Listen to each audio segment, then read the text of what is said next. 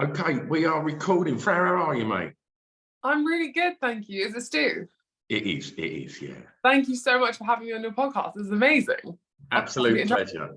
Absolute pleasure. Right, Freya, we start this in the most obvious way, and I'm going to ask you to tell me the song which you regard as having the greatest ever intro, please. So, the song that I would regard as having the greatest ever intro is Gloria Jones' Tainted Love, the single version. Tell me why. When I was listening through to my songs, there was quite a lot of like strong kind of, I listened to a lot of music from this, like the 70s, like late 60s and 70s, pretty much all I listened to, with a few modern bits sprinkled in, but that's about it. The main majority of the Sunday is music from that time. But yeah, I just think as an iconic, like, you know, the bass line of the dun, dun, dun, dun, dun, dun, dun, dun, I think it just has to be like one of, if not the greatest intros of songs of all time. I was like, I love it. Yeah. And I really loved the Marilyn Manson one when I was growing up, but then I was trying to be a goth when I was younger, and it was not my thing. But then I heard that version, and I was like, oh my God, this is the version that I actually love. So then I fell in love with this version. Wonderful. I love the fact that you completely bypassed Soft Cell in the middle that had the global hit with it. I know. I think I like the slightly like niche versions of stuff, like not intentionally, just like I like an underdog. Yeah. The Gloria Jones version just ridiculously good, and it's like as much as it's that sort of Northern Soul feel to it, it is that bass line that just drives it all the way through. Yeah. And I'm interested to ask you this after what you've just said about you're obsessed with that kind of 60s 70s music, and releasing music in 2022. Yeah. There's a lot of industry pressure on the relevance and the benefits of things like TikTok and Spotify playlists and things like that. And if you look at some of the, a lot of the music from the periods that you spoke about, they could be monster long intros and a good minute before you get a vocal, let alone a drum beat or anything. And in this day and age, labels would freak and go, well, hang on a minute, why have you not started with the chorus? Why is it not? And so what I want to ask you, Freya, is when you come to making music, how much of those kind of things that I guess is how a lot of people consume music now, how many of them sort of TikToks and the pressure to get on these playlists and such, like how much of that filters through into your creative process? It's so interesting you say that, because I think there is a lot of pressure on artists like sort of breaking through to use TikTok as their main thing, and there is a level, like I am addicted to TikTok, I just can't stop watching it, but when it comes to like making them and stuff, it can't beat the importance of like the emotional connection with your fans. Like that's just a new vessel for that. And it's kind of crazy that there are so many songs that are like TikTok viral. Like some of my favorites are like Tom Odell, Another Love. Like I went to see him in like Hoxton Bar and Grill like in 2013 with like 40 people there, because I saw a video and I was like, I was spellbound. I was like, I love piano music, I love piano ballad, this is unreal. And I turned up, and then the next day he was nominated or won the Brit for like Best New Artist. And I was like, I knew it. But it was always wild to me that album didn't do like, it wasn't bigger. Sure. Because I was like, I'm obsessed with that album, Long Way Down, like all his music, I love him to bits. So the fact that song, like, I don't want to speak out of turn, but I feel like his record label, or for some reason, were like, you're doing stuff that's too sort of artistic, too like niche now, and they like dropped him or something, or he was like wanted to get out of his deal, and then his song like what massively viral on TikTok went over like 1 billion streams, and for me, like that's just so reassuring, because there is no time scale for a song to connect, Yeah. And I think a lot of labels are kind of like, they want to see the day one like that. They want to see it just like that. And a lot of these, they're slow burns. They're fireplaces. They're not fireworks. And I think my dad has always championed my songwriting, but it's his biggest passion in life. And he'd leave songwriting books around the house. And his favorite thing to kind of champion and talk about is that like, emotional furnace at the heart of a song. Like no matter what you're singing about, people can feel whether it's true or not. And I think it's just a new platform for it to get that connection to fans. And I'm like, in my millennial way, I'm getting used to it, and I'm like enjoying it and enjoying discovering, like meeting new fans on it. Yeah. But overall, it wasn't a huge consideration when I was making the album. It was more like I was trying to write songs that I kind of wanted to say. I wasn't brave enough on the first album to say some things, because you're brave enough to be trying to break through as an artist. So there's levels, you know. Sure. But now I've kind of broken through. Making this album, I was like, I really want to push the boundaries of like, and just make the music that I really enjoy, because there's a lot. It's crippling amount of pressure, and I think the lockdown came. Like, I was very grateful for that time. I was quite scared to do it kind of with no help, but I turned to the fans, and I turned to actually Instagram was amazing, because I started doing weekly live streams, and the fans actually helped me choose the music. So I think it's just about like the openness to let people kind of in, but you can't force it. You can't write a song for TikTok. It doesn't work like that. You have to write something that's authentic, because none of them have anything in common. That's the thing. And whether it's, you know, Lizzo's like middle 8 of like About Damn Time, or whether it's the beginning of a song, you don't know which bit the people choose, you know? So you just have to kind of throw it to the wind. And like Lost Without You and Love Island, that show didn't even exist when I wrote that song. So it's like, people are like, there's an inherent link there now. And there is, and I'm so grateful to it. But at the same time, you can't predict what's going to happen. All you can do is turn up authentically and consistently. Fireplaces, not fireworks. I am going to be using that. Like, love it. My brother tells me I'm having the weirdest metaphors, but I love metaphors. That's a cracker. Okay, I'm going to take you back for track 2, and I'm going to ask you please to tell me, Freya, the first song you remember hearing that had an emotional impact on you, please. So this one's a bit deep, actually, I'm not going to lie. The first song that I remember hearing that had an emotional impact on me was Yellow and Rose by James Taylor. And this isn't a song that like I played. This was a song my parents played on their, you know, sort of boombox thing. And yeah, they had a CD, and I remember that song was played a lot around the time that basically my mum was pregnant with my my sister, and she died very sadly. And I just remember like that time, you know, when you're kind of going through grief, but you don't really understand what it is. Because I was so young. I was 3 or 4 years old. I just remember that song like so vividly. Just like, even if I hear it now, I am transported to that kitchen, and us all kind of sitting around, and we're such a kind of bubbly household, and we would all just sit around and just listen to this song and just kind of cry. And it took us years to kind of come through that. And then when my brother came along, like a miracle baby, when we were 7, we kind of like, we moved back into our joyful state. But for me, that song is like a time machine, because I hadn't listened to it ever since. But I hear the beginnings of it, and even though it's quite upbeat at some points, I'm like, for me, you know, people message me a lot about Lost Without You and say they've used it at, you know, people that loved ones' funerals, and I'm like, that is such an honor. But if I actually think about it, and I'm like, that actually has that level of connotation, like that makes me feel like that. It's just, you can kind of put yourself in that position, be like, oh, that's what that feels like. And it's just, it's an immense honor that, you know, my music's ever been used for anything like that. But I hadn't even thought of this song until you brought this question to me before, and it really hit me, actually. Freya, if you had to pinpoint the emotion, what was the emotion that you get when you hear that? I think it was such a kind of bittersweet time, because, you know, I wasn't really old enough to understand what was going on, but I understood that like my mum's laugh is like the best thing in the entire world, and she's like got such a brilliant laugh. It was actually how my dad fell in love with her. He was in a play and he heard her laugh in the audience and was like, I'm gonna marry that woman. She's got the best laugh. And basically I just remember like that album, that James Taylor album, it had also been one of the first, if not the first gigs I ever went to for my mum's 40th birthday. Oh no, not 40th birthday, for one of her birthdays, we went to the Royal Albert Hall to see James Taylor. And I remember I wasn't big enough to see over the box, but I was like, and I was absolutely just blown away. I was like, I didn't realize you could see music that you'd heard at home, someone playing it outside of the house. I was like, this is so cool. And we loved that album. And then that album kind of, after that period of grief, took on a completely new connotation. And I think they used to just play it like on repeat. Like that song just almost became kind of like my sister's song. And it's just so wild to me that it's like, I haven't heard it in this many years. It's crazy. Yeah. I'm going to keep you in the formative years for track 3. And I'm going to ask you, Freya, to tell me the song that reminds you of your time at school, please. The song that reminds me of my time at school is Mobile by Avril Lavigne.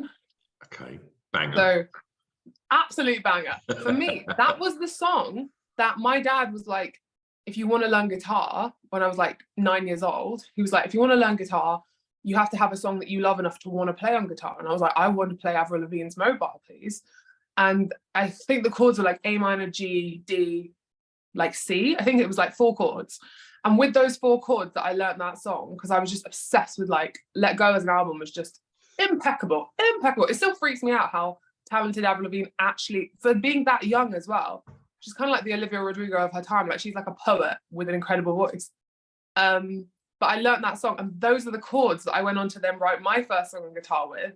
So it's kind of, that was a huge thing for me at school, to feel like I could, you know, at the next talent show or whatever there was, I was so shy and I was so ostracized at school that getting to stand up and play that song after listening to it on my like little blue iPod mini on the school bus every day at the back of the bus on my own, it felt like such an incredible, like I was like, wow, this song really helped me become an artist. Yeah.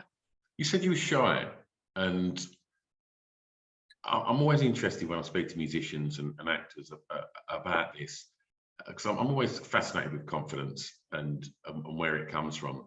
And you know, the fact that you've walked on these stages in front of these huge crowds of people and you're on your own performing, that's alien to most people. Could never comprehend like the fear that will put inside someone to do that. Where does that confidence come from? Because you said, you know, you was a shy young girl, like, but you liked the idea of walking on that stage and performing at a talent show, you know, whether it's Lavine or whatever. Where does the confidence come from? I think my family gave me a lot of like respect as a little person, and they gave me a lot of self-esteem. You know, my mum really championed me to have my own voice as a really, you know, young person. She didn't tell me I had to like, you know, kiss or hug anyone, or like, she was just very kind of like, you know, I had a great sense of self. And I think, you know, going to school and kind of not being respected or being bullied because of like, you know, being a redhead or being tall or just being bigger than the other kids, like it was kind of it wasn't what I'd have known. And I was like really freaked out by that at school. So I just kind of shut down, went into my shell, and playing music in front of people was the first time that I felt like I had been myself outside of the house. And it felt like this incredible, like, and also just the reaction. It was like they treated me like not just a human being for once. They treated me like I was actually amazing. And I was like, oh my God, like this is how my parents used to make me feel when I was younger, but I haven't felt like this for like 10 years. So for me, it takes an insane amount of confidence, but at the same time, it's also like Beyonce said, you have to kind of like split personality yourself a little bit and be like, this is my performer self, which is authentically I'm telling the truth through. But also, I'm not gonna lie, like the massive amount of support that I got from the second I stood on any stage and sang. Like if even 1 or 2 people had been mean to me, I probably wouldn't have done it. But they were just always like, every open mic night I went to, the whole pub would like stop. And I was like, maybe I should keep doing this. I was like, maybe I should keep doing this. And then you just build up, and the adrenaline never leaves you. Like it just never does. And my mom always reminds me, she's like, remember, the adrenaline of a show is like a car crash. I'm like, You know, when I like feel tired the next day after a big show, especially one where there's been a lot of build up, or, you know, a lot of people are going to see it, like Glastonbury. I was nervous for like 2 weeks before that. Like I literally felt like, you know, butterflies, like sick, nervous in my tummy, like 2 weeks. And the same with Graham Norton. I literally couldn't sleep properly. I was so excited. So I do think it takes smashed it though, Freya. Thank you. That's so lovely. I was so nervous because I love him and I love that show so much, and it was such an incredible opportunity.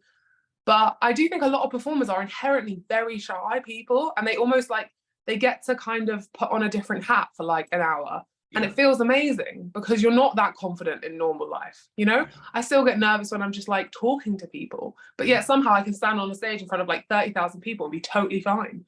Once you're out there, it's kind of like jumping out of a plane. You have nowhere, you've done it. You know, but sitting on the edge of the plane is the scariest bit. Right before you go on, you're like, oh my God.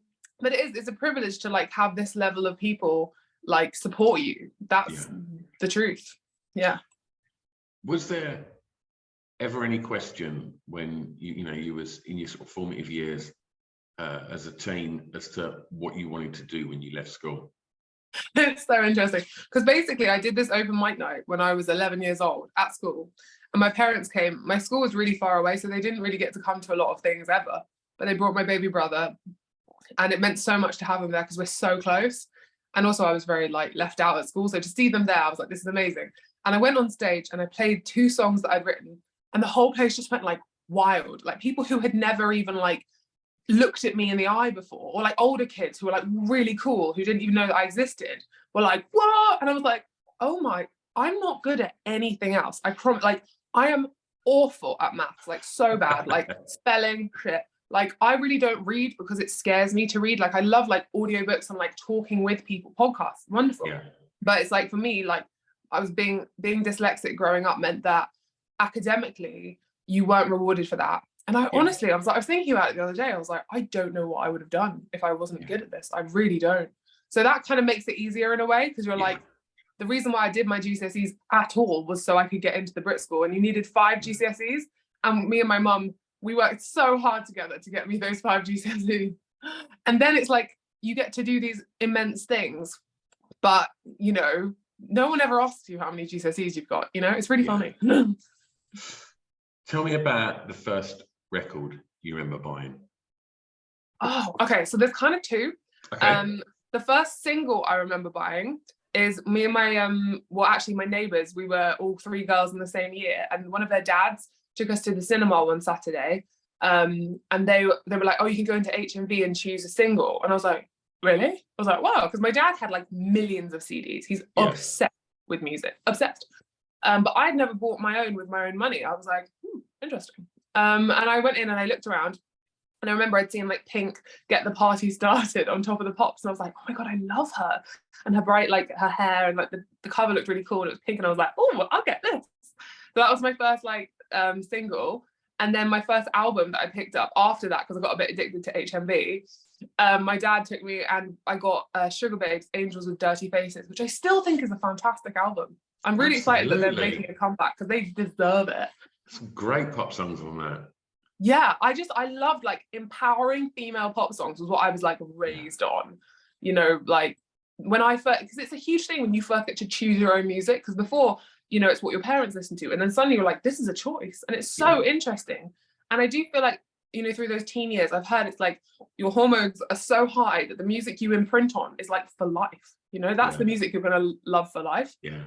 And I feel like it's so true. Those like big female like pop bangers that I'm just like, they always make me feel so happy. I heard an interview the other day with Noel Gallagher, and he said something I thought was quite interesting about sort of that connection between artist and listener. And he said there's a sort of sweet spot when you're young, when you're the same age as your audience and you're writing about stuff that your audience gets. Yeah. And then obviously Oasis becomes superstars, and you know, and I referenced the Arctic Monkeys straight away. I thought, well, of course, that first Arctic Monkeys album, they're just talking about being a working class scally in Sheffield, and then obviously now they write rock and roll classics. But for them, that first point, you've got that shared connection with your audience. And I only heard it last week, and I was like, that's really, really crazy that like you just get that sort of sweet spot where you're the same age as your listener. Yeah.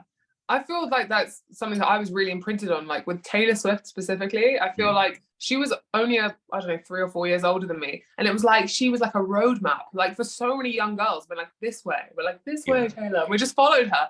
And as she's grown as a person, you're like, she's always that, like, and Adele and Florence. It's like these sort of 3, I feel like they're my holy trinity, these titans that just, they never stop growing and you never stop following them. And you're like, that's just amazing, you know? But they're just phenomenal songwriters, and I think no one can take that away from them, and I love that. And that's what they taught me. It was like, you can play your own instruments, and just I think being the same age as someone is such a beautiful thing, because you're like, this is how I'm feeling right now. Absolutely. I'm interested to like grow with this next fan base, like even people who are like 8-year-old girls, you know, on the last album, and now like 12-year-old girls on this album, and it's like, that's so cool that, you know, we get to kind of like grow together from like, you know, young to teens. Love it, love it. Freya, let's go clubbing. Tell me the song that soundtracked your years clubbing. Well, you're young, you should still be clubbing. I don't know why I'm asking you to look back at this. It's really funny you say clubbing, because I'm not so sure I've ever technically been clubbing. I'm not even exaggerating. I don't think I have.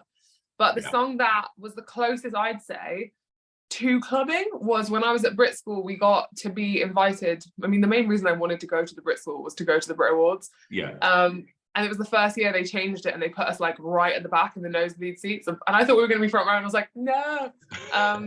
But we went to the pre-Brits, like the award nominations show. And we were in the crowd, and like, I think I forgot my glasses. So I was a bit blind. I forgot my contacts. I was like, I can't see. But basically, Tiny Temper came out with Ellie Goulding. I'm going to say, up until now, this sounds shocking. You've gone there and you can't see what's going on.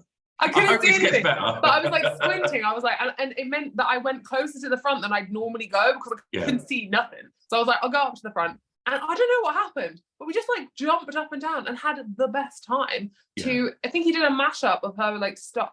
What was the song? It was like Pass Out was the main Tiny Temper song, and then Ellie Goulding did maybe like Anything Can Happen. I don't know. It was like a mashup. But anyway, I just remember being like, that is the closest I felt to all jumping up and down simultaneously. And I had like the best evening. I remember we all got on the school coach bus going home, and I was like, I'm happy now. I've lived. That was great. I'm done. Yeah, it was at the Indigo in the O2. Wild. Wonderful. Loved it.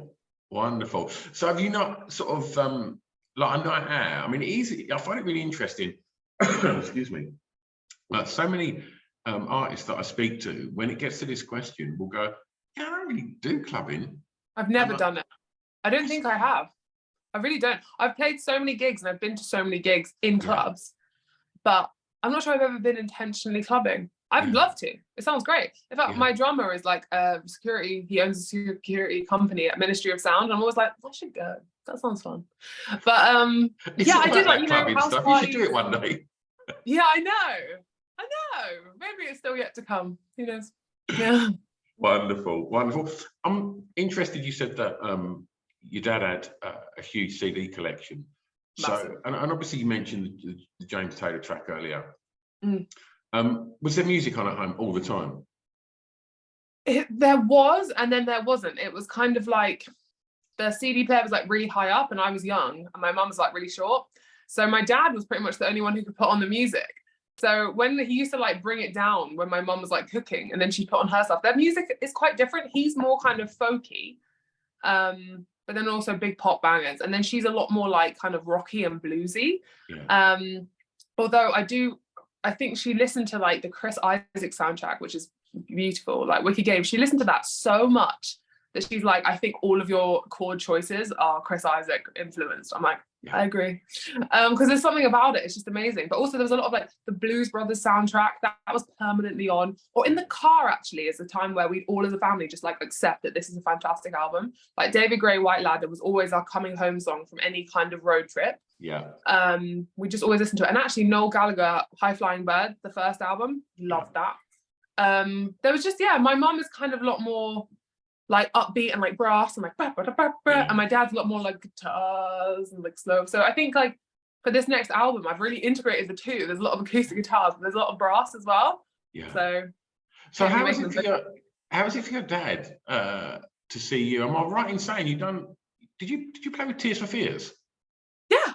So was that like a bit of a moment? Because I'm probably not too much younger than your dad, and that band were like soundtrack, like the best part of my life. And if you're into sort of guitar music, how was that to sort of get and play with titans of the industry? It was amazing. It was amazing because it wasn't the kind of time where I was even vaguely playing those kind of venues, and it was at the Royal Albert Hall. And it was so crazy because I was getting into vision boarding, and I was like, madness, I'm going to put Royal Albert Hall on my vision board. But I'm like, I haven't even played like a 600 cap venue. I haven't even played a 300 cap. I was like, that seems impossible right now. Yeah. But I put on a picture that was a mic looking out at an empty Royal Albert Hall, like kind of red and blurry in the background, and focused on the mic. And I think it was 3 weeks later, I was stood on that stage about to support Tears for Fears. And in the sound check, I brought my camera, I took a picture, and it is like side by side the exact same picture. That's and after insane. that, I was like, I believe in vision boarding now. I didn't believe it before, I'm not gonna lie. I was like, it's a bit whatever. But after that, mother of God, that happened so quickly. And I think it was also just like it was just such a big deal. Like, Tears for Fears are just a massive band and influence. And my dad was obsessed with Mad World. Remember when the cover of it went Christmas number one? Yeah. Oh my God. I think he might have bought enough copies to send it to number one. He was like determined that song, that like a beautiful you know, ballad was going to beat the whatever the X Factor song was. He was obsessed. And yeah, he likes to sort of be like, oh yeah, I knew this was going to happen. Like no matter what you tell me, like, I know this is going to happen. But I think that was actually, because it was such a stark like boom, it kind of, yeah, I think he did actually think it was cool. I think he was like, this is really cool. I was like, yeah. Wonderful, wonderful. I'm going to take you home for track 6. Freya, tell me a favourite song from an artist from your home county, please. From my home county? Oh, you've gone country, haven't you?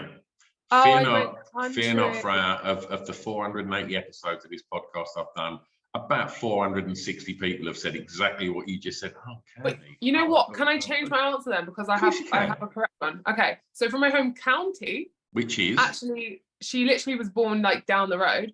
So where's home county? Where? What is the home county? Oh, so London, like North London. Cool. So I would say like Adele was born in Tottenham. Perfect. And I was born in Tottenham, which is incredible. So watching her like just become the Titan queen that she is was so inspiring to me. Yeah. And when I heard Set Fire to the Rain, I took that song I was at the Brit School at the time that she was about to put out 21. And I remember one of the teachers was friends with Adele still, and we were going on a school trip to go and write some songs at a hospice, which was really, really magical, like helping people. And she was like, Adele has sent me a new demo of something off her new album. And I was like, well, let's hear it. And she's like, okay. And she played it in the car for like 4 of us who she was taking on this trip. And I remember just my jaw was just like, and it was like jaw dropping. I'm going to change my answer. Actually, to be fair, it was Rolling in the Deep. It was Rolling in the Deep. I take it back. So basically, it was Rolling in the Deep. And I remember hearing the guitar chords and I was like, it's pretty good. Yeah, it's pretty good. And then the chorus came and I was like, it was like my face exploded off my skull. And I was like, mother of God. I was like, that might be one of the best songs I've ever heard in my entire life. Yeah. And then I was like, it hadn't even come out yet. And I just felt weirdly, I mean, as the rest of the world did, so imprinted on that album. Because I loved the first one. Chasing Pavements was great. But I was like, how could she, like, the leap was just like astronomical in terms of songwriting and just like the production and everything was just 10 out of 10. And it just really warms my heart that it did as well as it did, because I was like, I knew it. The second I heard it, I was like, yeah. And then I made my dad, like the first day it came out, like the midnight it came out, like we went and got it because I was like, we have to go get this album and listen to it the whole way through. So yeah, from home county, it would be Adele, Rolling in the Deep. I don't think there is a better song, to be fair. It's kind of freakish. It's just amazing. Every time I listen to it, like it just brings you back to like, you just feel so strong whether you're like walking or running to it. Oh, amazing. Wonderful, wonderful. Freya, this is the last track, and this is where you get to be, as you youngsters like to call it, an influencer. And so I'm going to ask you, please, tell me a song that you think many of my listeners may not know that you would like them to hear, please. So the song that I've chosen that many of your listeners might not have heard yet, but I think would really, really love is a song called Art of Letting You Go, The Art of Letting You Go by you and James Phillips. And for me, this one's very close to my heart because that is indeed my husband. I'm so proud of him. But basically, the reason why this song specifically, he's released so many wonderful songs. He's like folk indie singer-songwriter and helped me produce a lot of the songs on my next album as well. He's phenomenal. Like he built a shed studio with his bare hands in lockdown to help me make some of these songs. So I'm very grateful to him for everything really. But this song specifically, so over the last sort of 2 years, they've kind of been going through as a family, like a little bit of kind of grief of like losing their dad. Well, he's not dead, but he just has kind of like gone off to sort of do his own thing. But basically, they've handled it like troopers and they've been so, so brave. But I've never really seen him open up about that side of how he feels about things when it comes to that. He's been very like brave and like helping his mom and his family. But this song is like basically a letter like to his dad. And like the wail at the end, like is so beautiful. Like it literally like fills my eyes with tears. And the second he put it out, like, he's an independent artist, and Spotify put it on the most beautiful songs in the world playlist, which is the second time he's been on that playlist. And like major record labels fight to get people on that playlist and can't. And he has no support and has done it on his own, just from like just submitting the song with like a really heartfelt, you know, really, really heartfelt lyrically. And so I'm incredibly proud of him. And I think when you say something that's that brave, I think it deserves championing. And just to watch the response it's had especially when, you know, you can try and write popular songs and what you think people want, and then you can just say the thing that is true to you and just watch people just like gravitate to it like moths to a flame, like, you know. So it's kind of really warmed my heart to see his bravery being received that well. And I'm just really proud of him, and I'm really grateful to how much he's helped me with this album, and how much he's helped me be brave in my own music from watching him. So that's the song I think people should listen to. It's very cinematic. Absolutely, and it's on the right titled playlist, because I listened to it for the first time this morning, and the beautiful is what resonates from it. It's a beautiful record, and really loved it. And Freya, we make it really easy for people to go and find that, because if they're not already on that playlist, we put together a playlist to accompany this podcast with all of your song choices. On there. And obviously your music will be on there as well. Freya, looking ahead now, what can people expect from Freya? What's happening? I'm so excited. I'm not gonna lie, like I have put people don't say this enough, but I have put so much love into this album. It's ridiculous. Like, I have tried so hard, and I know that's not like the goal is trying, but I've tried to let go and just let my soul like come through this album. And I thought of saying the things that scared me the most, and at the time I was like, I can't do it. Every single song on this album, for some reason, I've been like, I can't do it, I'm too scared. And I've done it, and I've made it the kind of music that I really love, which is like real instruments and real, like, you know, hand claps, brass, like real people I know playing on it. You know, the first album, strange people come up to me like, I played on your album. I'm like, I don't even know who you are. I'm really sorry. But like, thank you for playing on it. But I wanted to have much more ownership over, you know, the people, and it's kind of like food, you know? If someone you love has made it, you can taste it. And I think the first album, I was so stressed and I was so worried. And this one, I was like, I'm just determined to just have, you know, a good time, a brave time, and just really like dig deep and kind of try and grow through this music. And so I think people can expect a lot of like, still, I'd say there's still ballads in there for sure, but also there's a lot more kind of organic, euphoric, like fire, you know? There's one called Wither on the Vine that's like one of my favorites on the album. And I played almost every instrument on that track, apart from the brass. I played like the drums and the guitar and the BBs, and there was something so beautiful about hearing stuff that, you know, you've done BBs in the shed at 1 a.m. in the morning, like, wah! And I did this kind of like Bodicea, like battle cry kind of thing. And we played it at Latitude on the main stage for the first time over the summer. It was the first time we played it. And I just, like, hearing it come out of like the speakers, like we were just like, wah! And like to like 40,000 people, I literally like full body chills. It was one of the coolest moments of my life. And I can't believe that it's not out in the world yet. Like, I still get to experience that. I feel very lucky. Yeah, very excited. Wonderful. Freya, if people want to go and find out about the record, the tour dates, everything that you're up to this year, where's the best place to keep up to speed with you? So Instagram is like my main thing, but Instagram, Facebook, and also my website is where you can, probably tour dates will probably be there, the easiest you can find them. But we're working on tour routing at the moment, and we're looking at the end of the year for like Europe, the UK, and Ireland. So I'm really excited for that. Wonderful. What's the web address? Oh, FreyaRidings.com, I think. Oh, you didn't say that, but with much confidence there. I think if you type in Freya Ridings into Google, which I never do, then that would be a good shout. We'll find it. We'll put it in the show notes of this podcast so people can do it nice and easy. And if it's cool with you, we'll tag you in it on the socials when this comes out. So if people aren't following you already, they can go and do so. Yeah, that's lovely. Thank you.